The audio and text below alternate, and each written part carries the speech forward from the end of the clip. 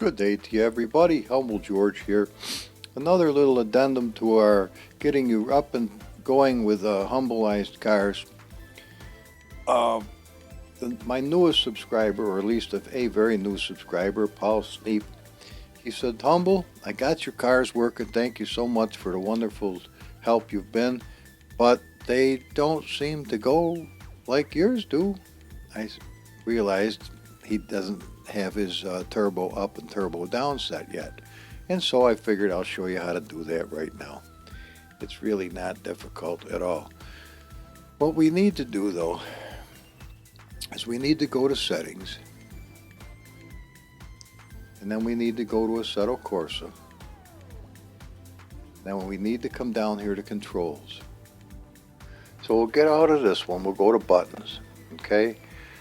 Now here's where everything happens. Combine with keyboard, that you're going to want. And if you have an H pattern shifter, which I do, you're going to want this also. Okay? Now obviously to shift up and shift down with the paddles, you're going to want to address that, and it's not difficult. All you have to do is waiting for assignment and then clack one, and you're good to go. Logitech G27, and do the same thing for the other one and clack that, and you're good to go. So this is how we're going to get started here. Now go easy with me, go easy. Now here's your brake balance. That's your adjustment, and all my cars that I work on, I always have adjustable brake bias. So let's see, if we push this, oh fuck. Oh, well anyway, there it is right there. And the same thing for the bottom one. If I push this one, there it is right there. All I have to do is hit the button after I do that. Now increasing turbo and decreasing turbo. Watch this. It's not difficult. You won't have one. There won't be one there for you. So if I want to increase the turbo,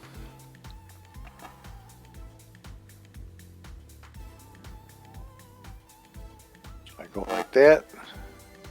If I want to decrease the turbo, I hit this one. Now what they are is I've got 3 buttons on the left side of my steering wheel and 3 buttons on the right side. The top button is going to be turbo up, bottom button is going to be turbo down. See, you can see left side of the wheel number 1, left side of the wheel number 3, and see right side of the wheel number 1, right side of the wheel number 3 is just the opposite for that.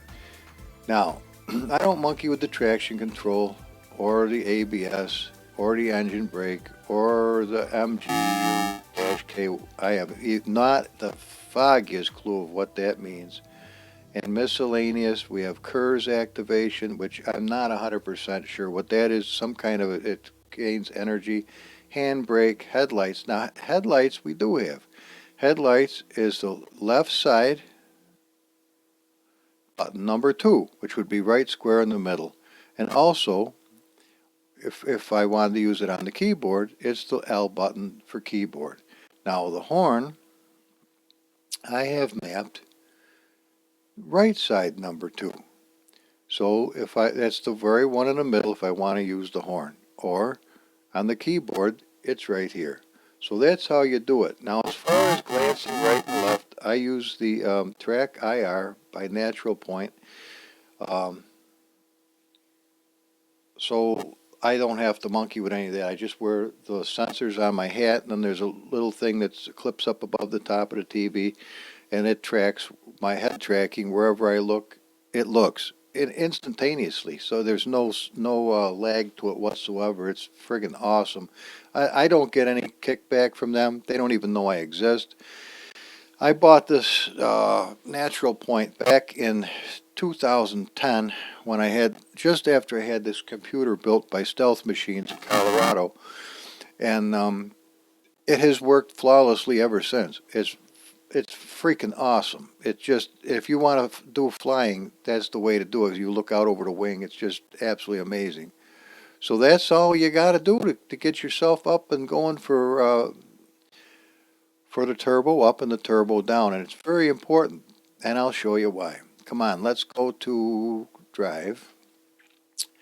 And let's go to this nice Corvette here. Corvette by Beto Fernandez. And you'll see that we're sporting 17,014 horsepower with 10,237 newton meters of torque.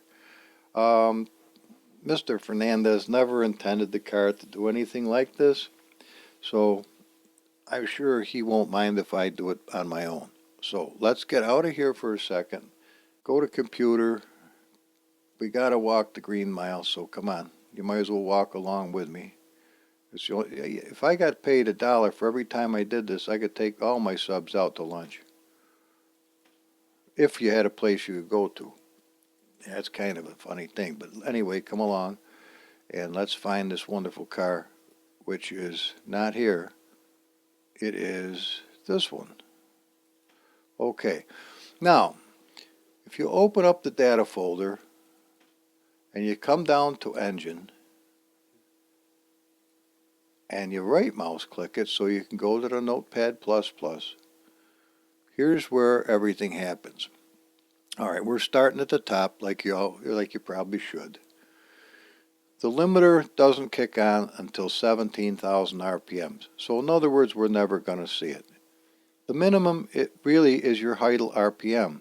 It's at 814. You can make it at whatever you want. But the line that we want is right here. Default turbo adjustment equals 0. That means the car has no turbos adjusted whatsoever from the get-go.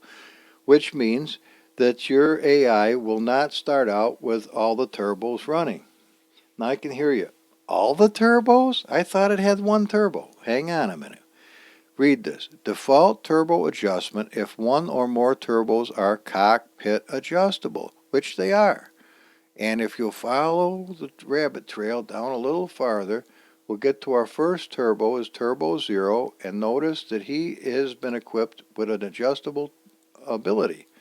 Now, this one is going to come to full fruition at 2,500 RPMs. That's where it gets maximum boost from the gas pedal, but it doesn't go beyond that. The next one is going to pick up where this one left off and take it to 3,500.